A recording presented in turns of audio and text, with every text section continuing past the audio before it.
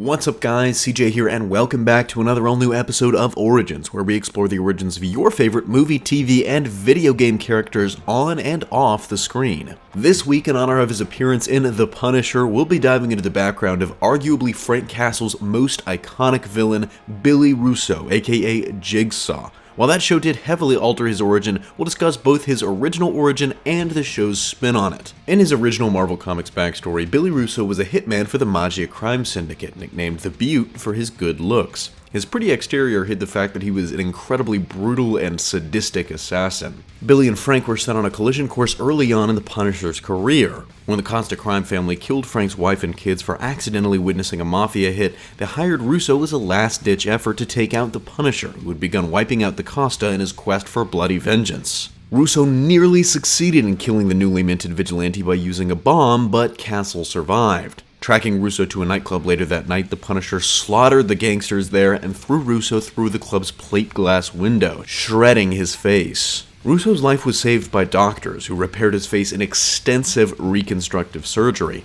However, the once handsome man was now hideous, with his face a patchwork of scars almost resembling puzzle pieces. In honor of his new horrific face, the assassin took on the villainous alter ego Jigsaw and set out on a quest for vengeance of his own, seeking revenge once and for all against Frank Castle. Russo has been a New York-based, street-level villain ever since, and while he's most often faced off with the Punisher, trying and failing again and again to take down his arch-nemesis, he's also taken on other New York-centric heroes like Spider-Man and Daredevil. As I mentioned in the beginning of the video, Jigsaw's origin was drastically changed from Marvel's Punisher Netflix series, and warning, we're gonna get into some spoilers for the show, so click away if you haven't finished it yet. Billy Russo was born in New York and given up for adoption at a young age by his meth addict mother. However, instead of being a mafia assassin in this series, Billy was actually a close friend of Frank Castle's, as the two met while they were both in Marine Force Recon. The two continued working with each other as part of William Rawlins' unsanctioned CIA death squad in Kandahar, made up of elite special forces troops from all branches of the military.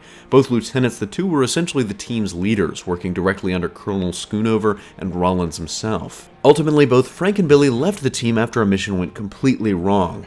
Billy went on to found the private military corporation ANVIL with the covert support of Rawlins, who he had actually never stopped working with. When Frank supposedly died, Billy mourned the death of his friend and continued to mourn every year. However, upon learning Frank was still alive, he and Rawlins agreed that Frank, one of the few remaining loose ends that knew about the Kandahar operation, had to be eliminated. This culminated in a final showdown between the two former friends at the carousel where Frank's family was killed, which was actually their first attempt to snuff him out.